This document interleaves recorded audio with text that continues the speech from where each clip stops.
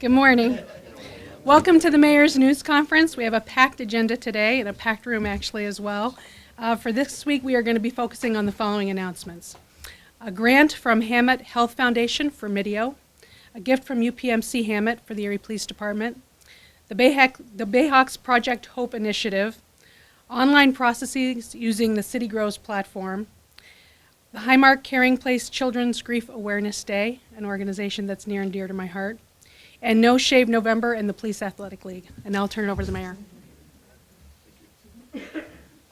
Thank you, Renee, and good morning, everyone. Today we start with some very exciting announcement about a grant from the Hammett Health Foundation. We're excited to announce that the Hammett Health Foundation is donating $10,000 to the Employee Care Program of the City of Erie. This grant will allow city employees to obtain Mideo cards. Mideo, founded by Dr. Fernando Meraki, stands for My Informed Decision on Video. Mideo allows each of us to convey our wishes for health care in a clear 90-second video accessible through a card that we present when we are admitted to the hospital. Here to explain more about this $10,000 grant for city employees to obtain Mideo cards are Glenn Dennis, President of the Institute of Healthcare Directives, and Charles Boo Haggerty, President of the Hammett Health Foundation.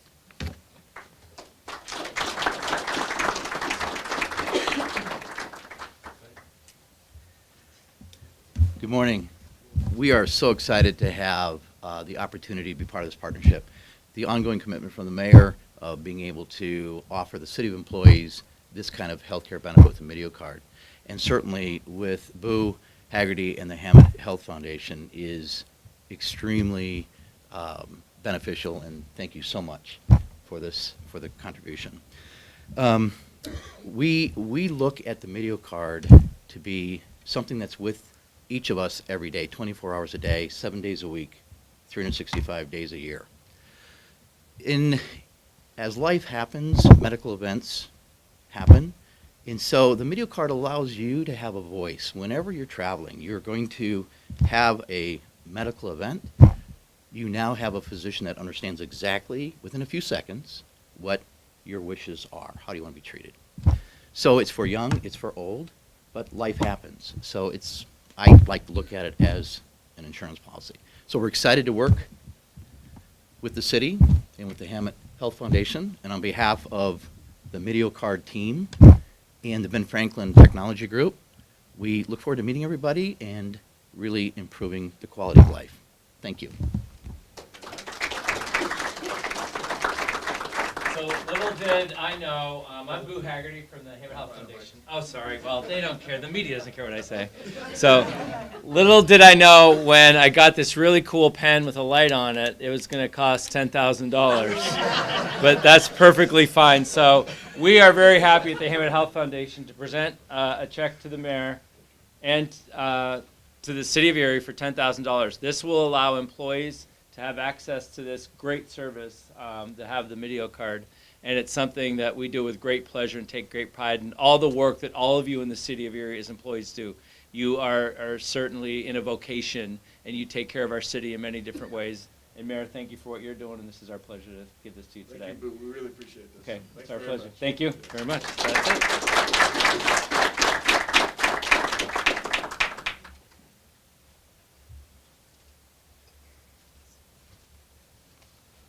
So thanks again to the Hammett Health Foundation for this opportunity for city employees to get Mideo cards into their hands.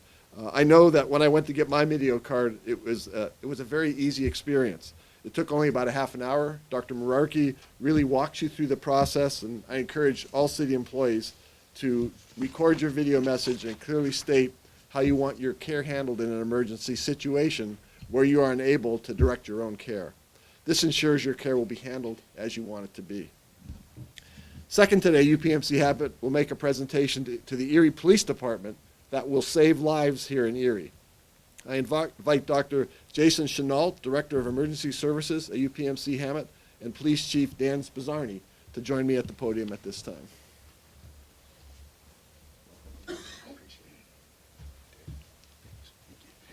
We here at UPMC Hammett are very supportive of our law enforcement partners, our public safety partners.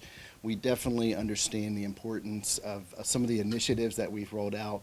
Stop the Bleed is one of those initiatives, and Stop the Bleed is a simple training. We've actually provided this training to the City of Erie Police and also donated tourniquets. But we know that there's been a lot of new hires recently, so we wanted to continue to make sure that they had the proper equipment to stop the bleed by donating 100 additional tourniquets to the City of Erie Police Department so that they can continue to make sure that they're safe when they're providing those services to the community. In addition, UPMC Hammett would like to donate an AED, which is an automated external defibrillator. And that AED allows the officers to have it in their office, in the police department, in the event of an emergency. They would have that at their fingertips that could provide that life-saving care. So it's my honor, on behalf of UPMC Hammett, to present this to the Erie Police Department. Thank you.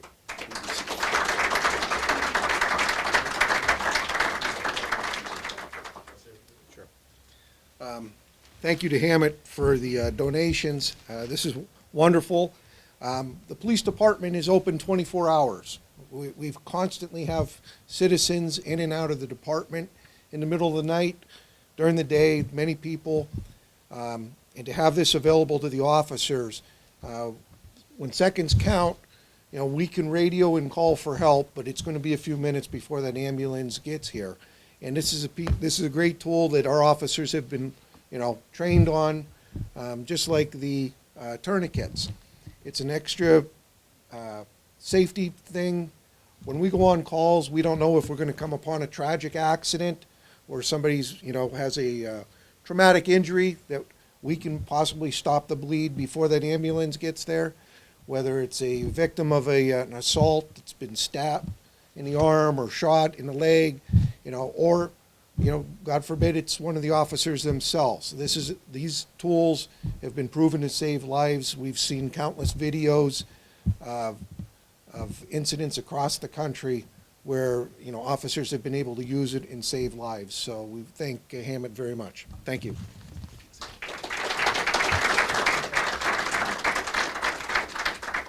Again, thanks to Dr. Chenault, and we were grateful to UPMC Hammett. Seconds really can make a difference, as we all know. It'll save lives in Erie that the police department now have 24/7 access to these life-saving tools. I also noticed there's a lot of police officers in the room with beers today. I think we'll be hearing more about that in a little bit. The next item on our agenda, though, is that we're excited about the Erie Bayhawks Project Hope initiative. As you know, my team and I are on a mission to build opportunity, restore hope, and transform Erie.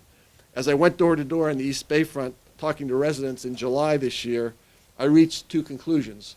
First, everyone I talked to was a good person. They're really good people. We connected well. But second, I got the feeling that they had lost hope. As I was talking to them, for instance, there may be a problem with their porch, and they would say to me things like, I'd fix my porch, but look at that house across the street, all the broken windows, all the overgrown weeds. Why should I fix my house when that looks like that? And to me, that was a feeling of a loss of hope. It's obvious that we need to work to restore hope if we're really going to be successful in building opportunity and transforming Erie. The big question to me was, after that experience, how do we restore that hope? Well, the Erie Bayhawks have found a way to restore hope. I'd like to invite Erie Bayhawks President Matt Brzee up to tell us more about this project. Matt.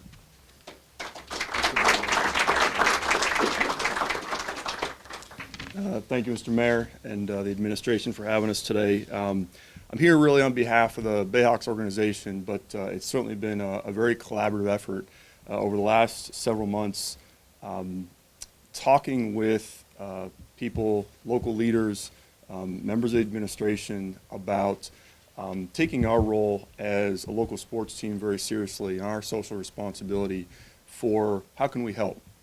And there's no question that Erie right now is going through some exciting times, resurgence of energy and improving the city, and as the mayor alluded to in his goals about restoring hope. And through a whole process of conversations over the last several months, we've created what we're extremely happy to launch today, and that is the Erie Bayhawks Project Hope, which stands for helping create opportunities and possibilities for Erie's youth. Essentially, it's designed at creating some opportunities, particularly for Erie's minority youth in the areas of education, careers, and really improving overall quality of life. The way that we plan to do this is through a series of events throughout our season, the first of which will take place in about another 6 or 8 weeks. So today's kind of the official launch as we start to plan for that. Our goal for the kids participating is that essentially they believe in themselves and have hope that they can achieve essentially whatever it is that they aspire to accomplish or aspire to be in life. And as the mayor mentioned, a number of things happening in the city. We really see this as just doing our piece. It's playing our role as that citizen that can and hopefully continue to, I guess, add to all the number of great things that are going on here. We did, as I mentioned, make this a collaborative effort, so I do want to thank the advisory council that we've created as part of this program. A few of them are in the room today, including Michael Outlaw, mayor of the mayor's staff, or a member of the mayor's staff. Leaning on sort of the experts that know a lot more. You know, we're kind of the basketball people. We tend to look at it as we sometimes have a channel that is great for, in this case, grabbing kids' attention. Nothing like rolling a 6'10" guy in and saying hi to some kids and getting their attention.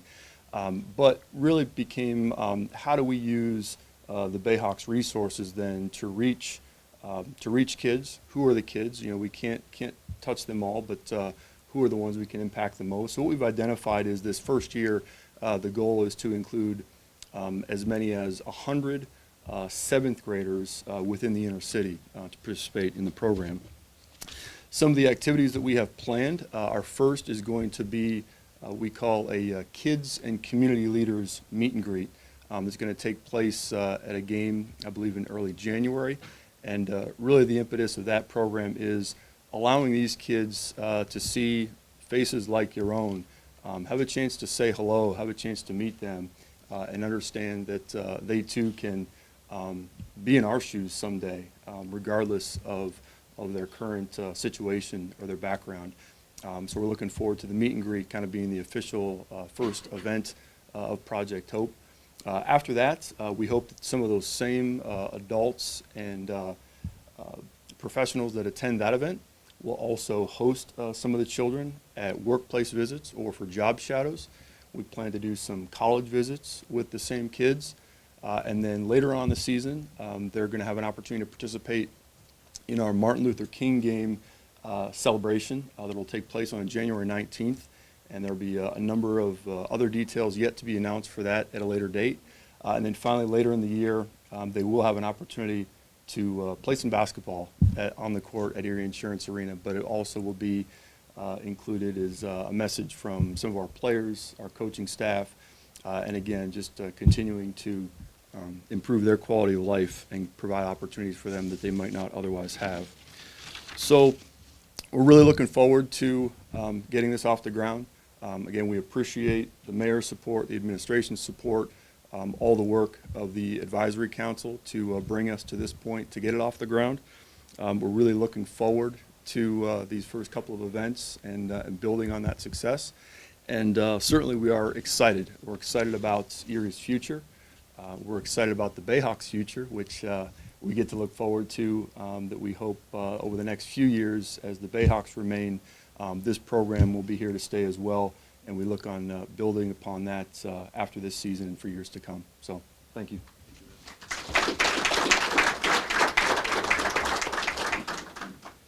Thanks very much, Matt. When you presented these ideas to us, we really couldn't contain our excitement, to be very honest about it. These opportunities are going to instill hope in children, those children are the future of Erie. So we look forward to working with you to restore hope. One of my administration's goals is to create a world-class service culture here at City Hall, and we continue to work towards that end. Today, we're very excited to announce that we've launched 2 of our city processes online with City Grows. City Grows was one of the 9 startups that the Erie Innovation District brought here in their Secure Erie Accelerator program, and they were the first of those 9 companies to decide to stay in Erie and also to hire a local person. Now they have offices in California, New York, and Erie, Pennsylvania. The idea behind City Grows' platform is to engage constituents to build trust with transparency. As we have said all along, I want to be open, honest, transparent, and accessible. To us, it just makes sense to partner with City Grows. My team has been working with them for several weeks to develop easy online processes for residents. We soft launched the Citizen Response Center at the end of September and the large item pickup earlier this week. Residents can still call in if they prefer to use the phone, or if they don't have access to a computer. But this provides online access 24/7 to anyone to be able to reach out to us with a problem that they have. City Grows was founded by Stephen Corwin, who is their Chief Technology Officer. Today we're joined by Catherine Generakos, CEO and also co-founder, and Jasmine Burns, who is City Grows' first local employee. Jasmine has been instrumental in training our city staff and working with them to fine-tune the process. And Jasmine, I know that hasn't always been easy, but we do appreciate it.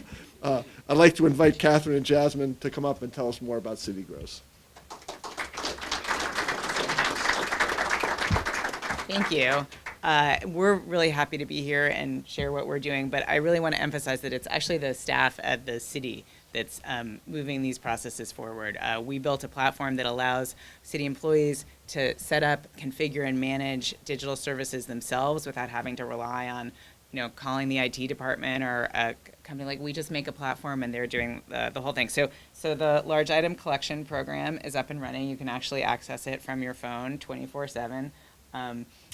It's something I think that we're looking forward to supporting more and more of the work of the city as we go forward, and bringing the services of City Hall to constituents 24/7 on their phone, on their desktop, whenever they need to access it. We've been really amazed by the support we've gotten from the Erie Innovation District, from Ben Franklin Fund here, from our partners here at the City of Erie.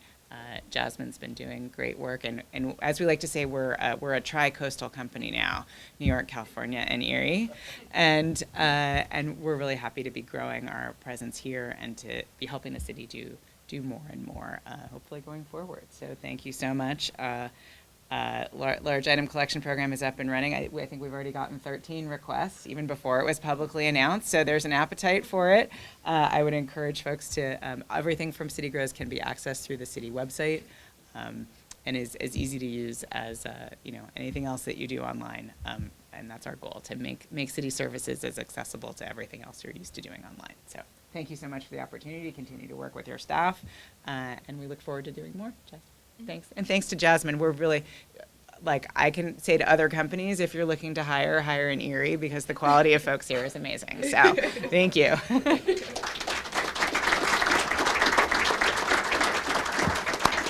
Thanks very much, Catherine and Jasmine. You've really made this transition very easy for us. We appreciate that. It's clear, obviously, that residents want it and are using it right away. Each time we launch a new process, people start using it immediately.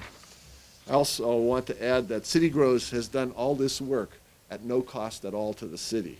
I want to thank Carl Sanchek for accepting City Grows into the Secure Accelerator, Erie Accelerator.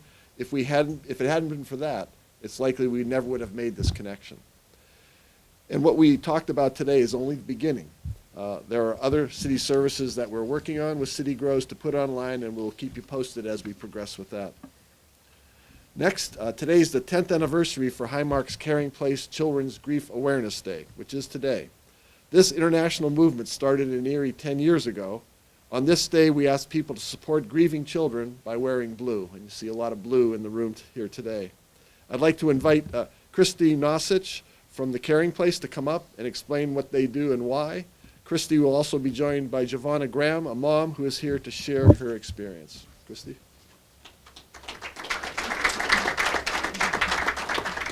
Good morning. First of all, I would like to thank Mayor Schember and the City of Erie for recognizing and supporting Children's Grief Awareness Day, which is very dear to my heart as well. And it's great to see so many of you in blue or with your little blue butterfly on. Thank you. We at the Caring Place are very proud to support grieving children and their families by offering free support to the community in Erie. With the financial support of Highmark, we are able to provide all of our programming for completely free. And what people don't always realize is that you do not have to have Highmark insurance to participate in our support groups.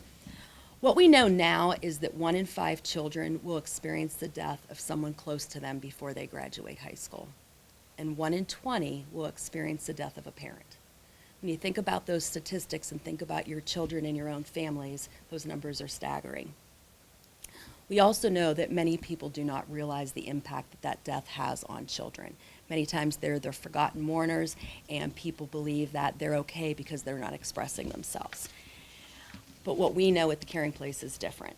So families will travel to us from Ohio, from New York. They will even drive 2 hours away just to get to our programming because there's nothing else in the community that meets the needs of grieving children. They come together to talk about their feelings, their memories of their loved ones in a very safe place, and learn how they can find hope again. We give our families permission to be where they're at, to grieve when so many people out in the community tell them that, why are you still so sad? It's been a year. It's time to get over it. It's time to move on. At the Caring Place, we know that it's not time to move on, that they need to grieve. And what we like to do at the Caring Place is meet them where they're at and allow them to be supported on their journey. We also know that it can be very difficult for families to get to us. So a few years ago, we expanded our programming into the schools in our local area, but we also go down into schools and provide free support groups for areas like Corey, Oil City, even Bradford. So we will travel around to our local area just to be able to meet the needs of those grieving children. At Highmark Caring Place, we only have 6 staff to do all of this work, but we have over 190 volunteers that give their time so that we can continue to run our programming for free. They truly are the heart of our program. So if you're interested in participating in our grief support groups, or if you think that you would like to volunteer your time, we would love to have you give us a call. In closing, I want to thank all of you for wearing blue today and letting a grieving child know that they are not alone and that their loved one is not forgotten. At this time, I would like to invite Giovanna Graham to come up and share her experience with the Caring Place.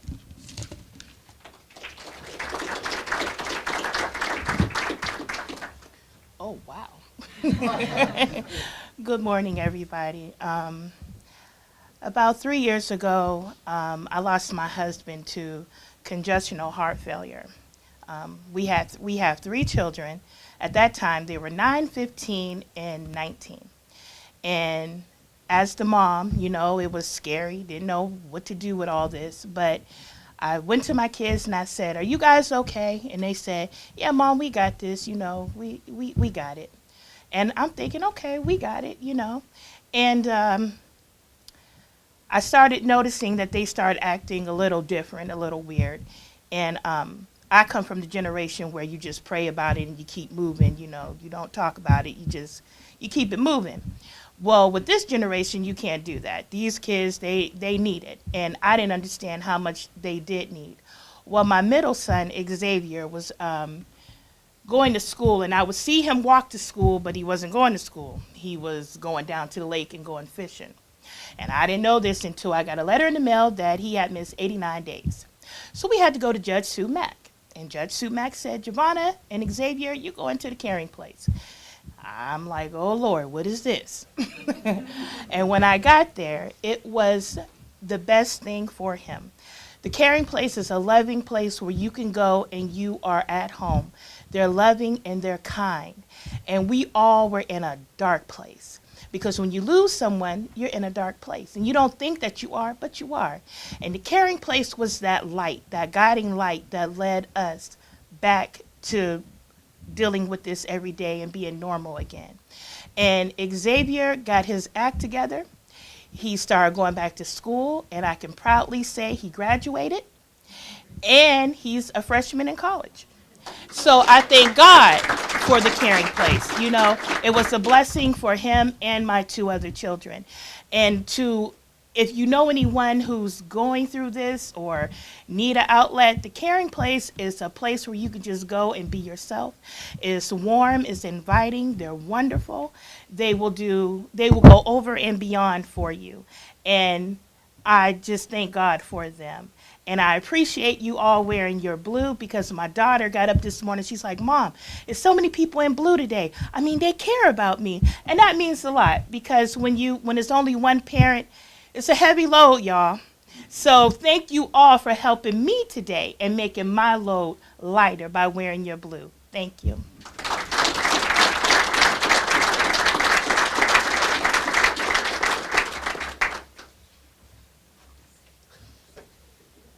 And I can tell you just from my own personal experience, there's nothing more difficult for me to handle than the loss of a loved one. Our son, who's 33 and alive, but when he was 2 years old, he had a serious heart problem, and he has a pacemaker. He's doing fine now, but one of my most vivid memories of my life is sitting down in Pittsburgh at the hospital where he was taken, and we were told he had already had a pacemaker put in, and we were told they needed to do some adjustments that would take about a half hour. This was late at night. It was kind of an emergency thing they had to do. 4 hours later, he was still in the operating room. I started to cry uncontrollably, and nothing my wife could say or anyone could help. So I know what you go through, and the Caring Place is just doing incredible work here in Erie. Thank you very much for what you're doing. Now, on a little lighter note, we want to wrap up with a little bit more information on No Shave November, which started 2 weeks ago today, and the Police Athletic League. And what I'd like to do is ask any policeman that's here with a beard to please come forward and join me up here, if you would. I'm thinking that might make a good photo. So the chief has to stay over there. He doesn't have a beard. It's a nice variety of beards. Honestly, some I like better than others, but I'm not going to distinguish, though. It's pretty obvious, I guess, that I'm participating in No Shave November as well. This new initiative is undertaken by the Erie Police Department. It allows officers to grow facial hair if they donate $20 to charity. I've never seen so many grown men. There's about 115 of them growing beards right now. I've never seen so many grown men be just so happy about growing a beard. As I was a hippie back in the 60s, so I had long hair and a beard. It's no big deal to me, but a lot of these individuals were in military service where they weren't allowed to grow beards. Then they joined the Erie Police Force. They weren't allowed to grow a beard. First time in their lives they were able to grow a beard, and we're really happy. It seems like a great morale booster, and we're really happy to do it. The initiative actually netted $2,300 for charity. In addition to that, the Fraternal Order of Police, thank you, Ken, for that, have graciously donated another $700, so we have $3,000 to give to charity.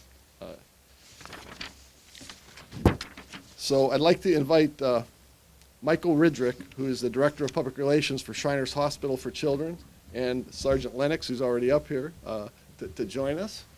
And we have a $1,500 check for each, and your actual check is taped to the back too, by the way. So, thank you very much.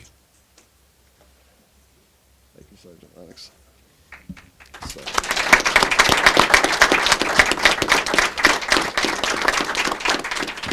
So I'm happy to present those checks, and thank you very much. Thanks to all the police. I've heard a rumor that this might be extended for another month. I don't think it's official yet, and please don't put that in the press yet. But, and I don't know if there might be another $20 donation involved, which would get more money for charity if that does happen. But those are just some things I've heard, and I just I couldn't help but mention them. So as you know, the Police Athletic League, I want to talk a little bit about that. It's an initiative that engages youth and is really, again, helping us transform Erie by allowing kids to get to know police officers as people. When the program first started, officers participated in one after-school program by tutoring the children, playing games and sports, and building relationships with them. It was so well received that the officers have expanded their efforts and are now in 7 schools, as well as the Trinity Center, where they meet with children on Saturdays. If you'd like to support the Police Athletic League, the 3rd Annual Police Athletic League Fall Reception Benefit is Wednesday, November 21st. That's the day before Thanksgiving at the Sunflower Club, which is at 340 Met Street. The event begins at 5 p.m. and ends at approximately 7 p.m. And I say approximately because we all know that Sergeant Lennox is very passionate about Pell. He's been known to speak a long time when he gets up and talks about it. The tickets are only $20 each and can be purchased at the door. Plus, there'll be plenty of pizza, wings, and beer. There'll also be a large flat-screen TV raffled off where you can get tickets for $5 each or 3 for $10. My wife Rhonda will be there. I hope everyone will please come and support PAL. That wraps up today's press conference. Thanks a lot for being here. A lot of great information. Have a great week. Thank you.